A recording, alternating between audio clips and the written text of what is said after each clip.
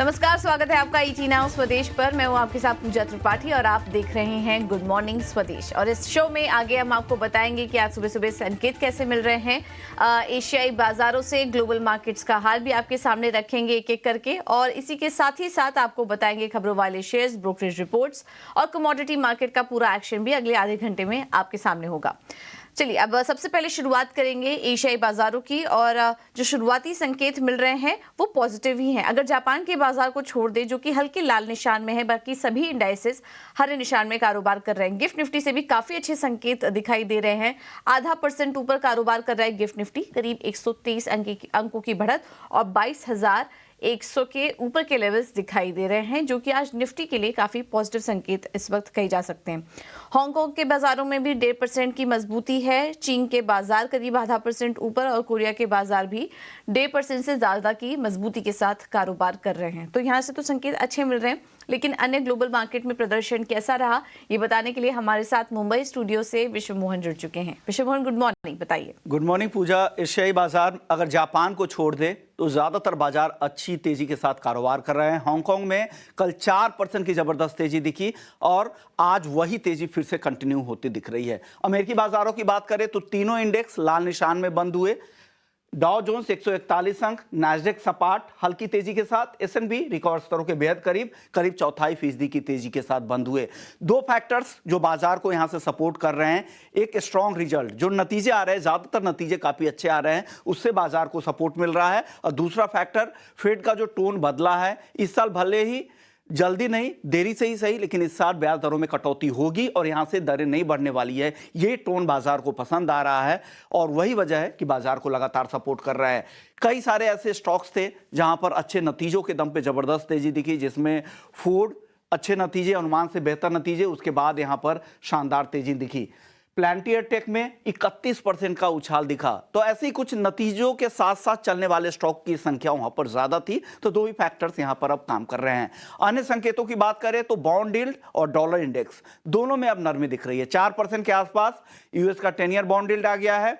Dollar index 104 के नीचे आ चुका है, यहां से राहत मिल रही है। वहीं कच्चे तेल की बात करें तो कल हल्की तेजी दिखी थी, क्योंकि दिसंबर में रिकॉर्ड उत्पादन के बाद यूएस का क्रूड प्रोडक्शन जनवरी के महीने में कम हुआ है, इससे यहां पर सपोर्ट मिला। हालांकि तेजी उस तरह की नहीं है, अभी भी $79 के नीचे ट्रेड कर रहा है।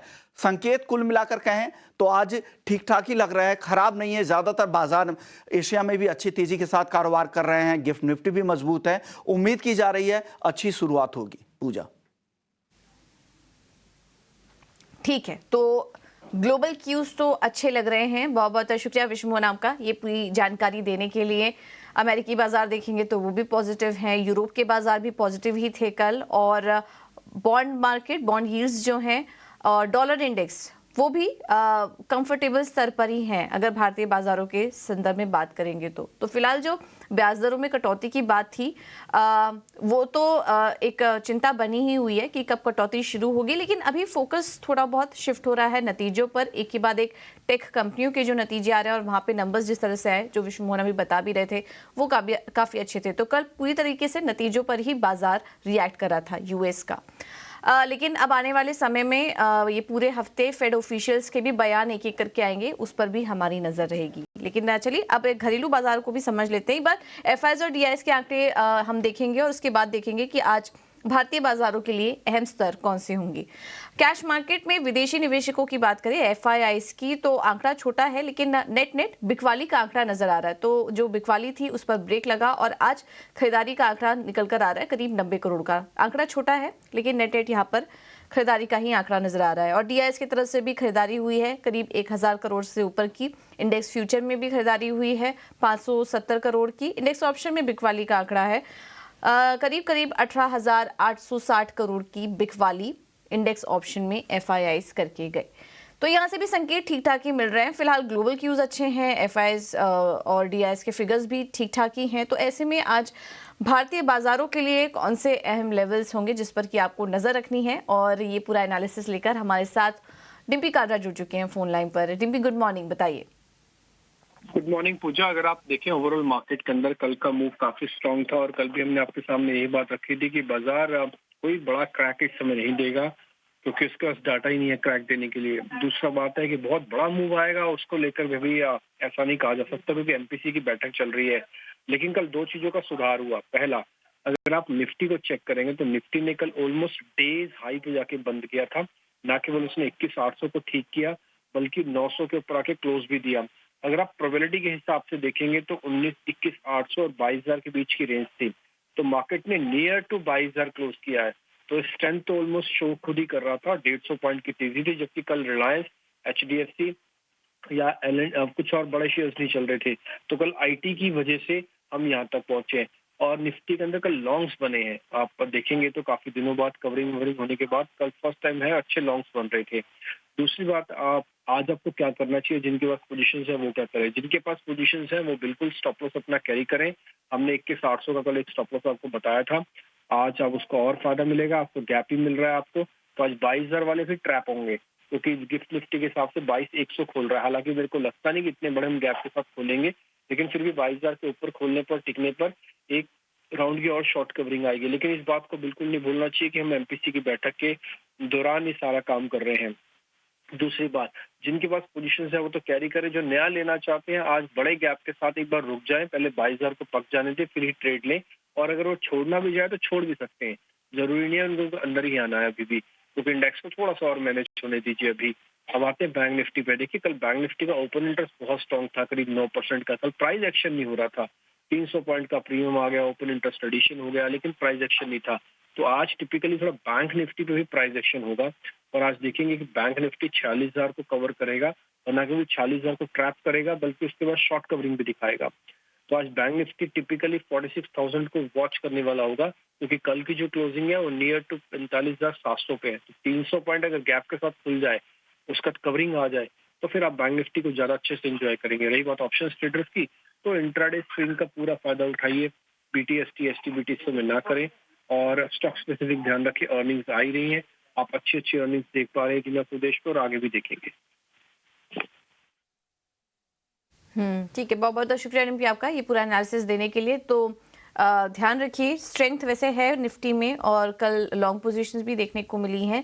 21,800 के स्टॉप लॉस का आप ध्यान रखिए, लेकिन ये भी ध्यान रखिए कि कल एमपीसी की बैठक भी है और वीकली एक्सपायरी भी है, तो उस लिहाज से अपने स्टॉप लॉसेस का भी ध्यान रखिए। आप कोई भी ट्रेड ले रहे हैं तो अहम लेवल्स अभी आपको डिम्पी बता रहे थे। लेकिन इस बाजार में क्या ट्रेड लेना चाहिए निफ्टी और बैंक निफ्टी में, या फिर स्टॉक स्पेसिफिक रणनीति क्या होगी, ये एक बार समझ लेते हैं। हमारे साथ एंजल वन के देवांग शाह मौजूद हैं। Devang, thank you so much समय देने के लिए। बताइए आज कोई ट्रेड लेना चाहिए क्या निफ्टी और बैंक निफ्टी में, और अपने स्टॉक आइडियाज भी बताइए। Good morning. ओवरऑल बात करें हम निफ्टी की, तो निफ्टी में हमने देखा काफी अच्छा एक मोमेंटम बना है और निफ्टी ने डेली चार्ट पे एक शॉर्ट टर्म मूविंग एवरेज पे सपोर्ट पे है। तो आई थिंक यहाँ पे हमें लगता है कि अभी भी अपसाइड दिखने मिल सकता है। जहाँ तक लेवल्स की बात करें, निफ्टी फ्यूचर पे जो सपोर्ट है ना, 21,800 का इंपॉर्टेंट सपोर्ट जोन बन रहा है एंड रेजिस्टेंस 22,200 का निफ्टी फ्यूचर में सपोर्ट है। तो बाय एंड डिप्स की स्ट्रेटेजी रखनी चाहिए निफ्टी पे। जहाँ तक स्टॉक स्पेसिफिक की बात करें, यहाँ फर्स्ट स्टॉक रहेगा एचसीएल टेक्नोलॉजी।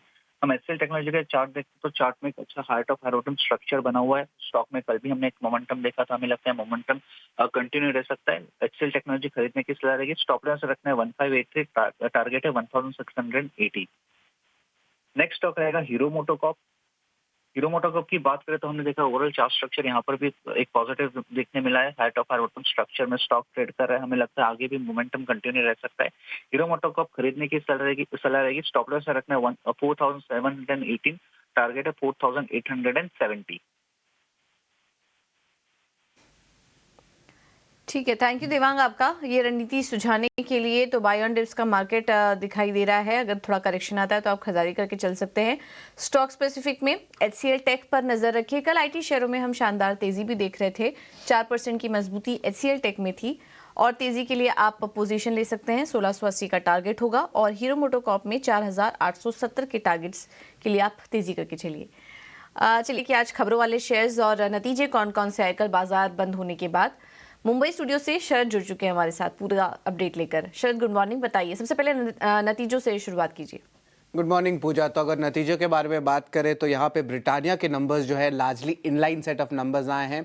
इंटरनेशनल बिजनेस में इंप्रूवमेंट ज़रूर आई है और कुछ सेगमेंट्स में मार्केट शेयर गेन्स भी हुई हैं, but largely inline set of number देखने मिला है। ऑफ कोर्स जो मार्केट शेयर गेन हुए वो प्राइस करेक्शंस कंपनी ने ली है, इसके कारण देखने मिल रही है। दूसरा स्टॉक रहेगा नवीन फ्लोराइन। यहाँ पे वीक सेट ऑफ नंबर्स देखने मिले हैं। केमिकल कंपनीज की परफॉर्मेंसेस भी थोड़ी ख़राब हो रही है और सीक्वेंशियली नंबर्स जो हैं अनुमान से कम आए हैं। वहीं बर्जर पेंट्स के बारे में बात करें तो नतीजे जो है अनुमान से बेहतर आए देखने मिले हैं।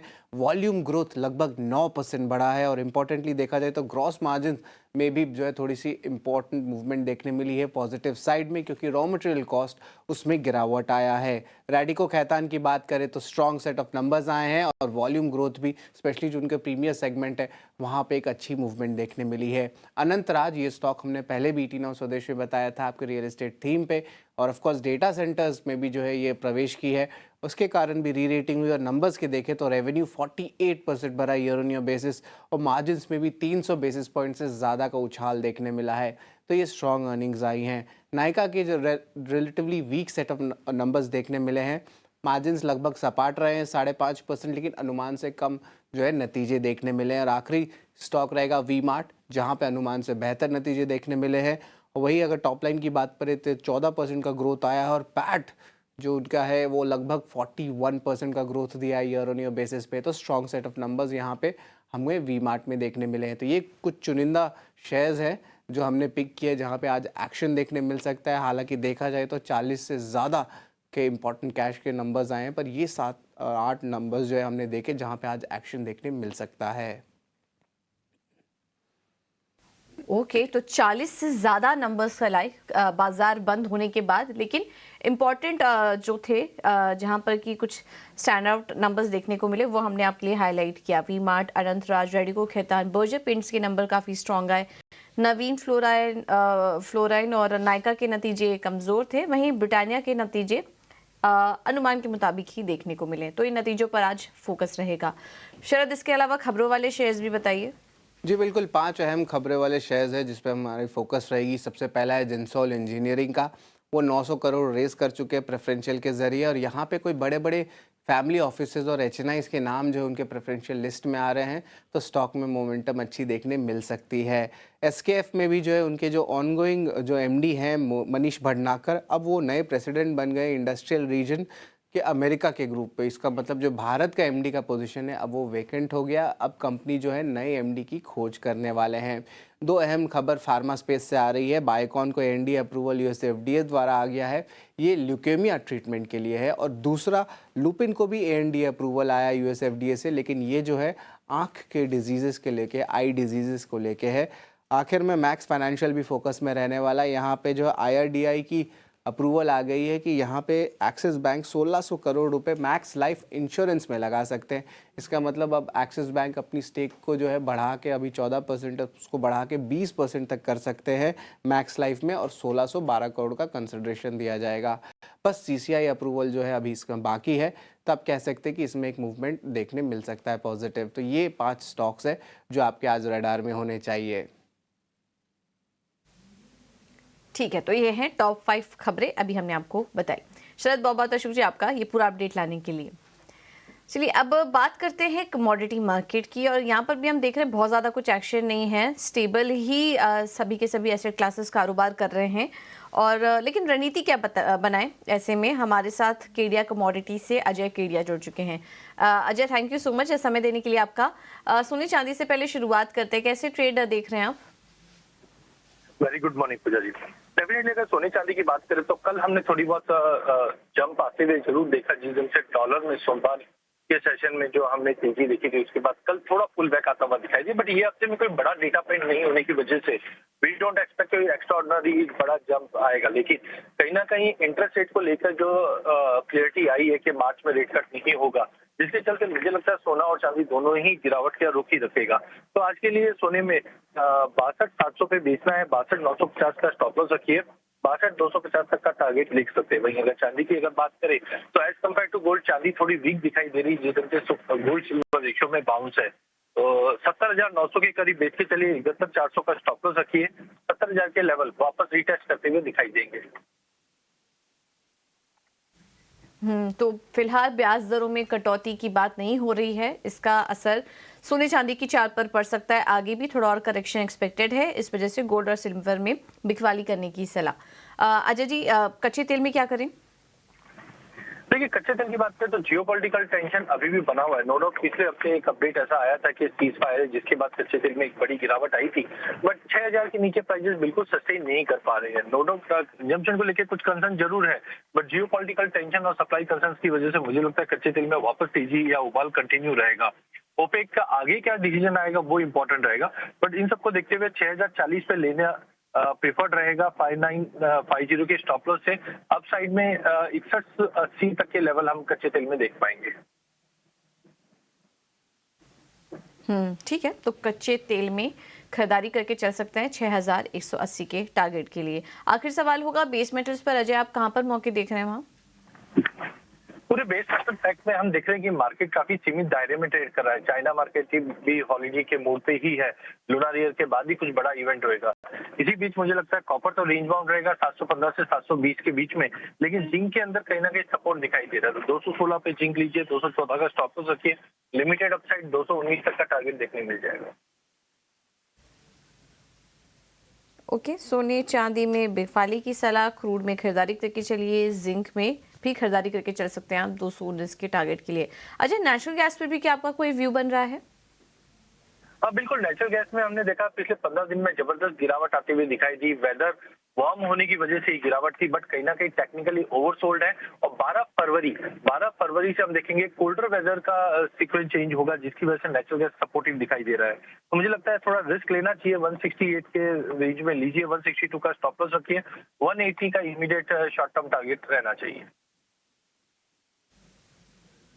ओके, थैंक यू अजय, आपका समय देने के लिए और ये रणनीति सुझाने के लिए। तो आपको पूरा एनालिसिस करके ये कुछ ट्रेडिंग आइडियाज़ हमने आपके सामने रखे, कमोडिटी मार्केट से जुड़े, इस पर फोकस रखिए।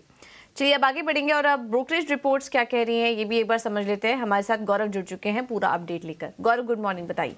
जी गुड मॉर्निंग। तो सबसे पहले अगर हम बात करते हैं ब्रोकरेजेस की, तो बात करते हैं अशोक लेलैंड की, जहां पे रिजल्ट्स आ चुके हैं और ब्रोकरेजेस कहीं पे बुलिश होते हुए देखने को मिल रहा है। अगर 3Q के मार्जिन्स की बात करें तो 3Q के मार्जिन्स थोड़े अच्छे आए हैं अशोक लेलैंड के लिए। CV के जो नंबर्स है वो भी 2Q के लेवल से ज़्यादा अच्छे हैं। और इसी के चलते हुए अगर नोमुरा की बात करें तो नोमुरा ने मार्केट प्राइस जो है वो टारगेट प्राइस उन्होंने बढ़ा के 223 का दे रखा है और मेनटेन जो है वो बाय रेटिंग कर चुका है।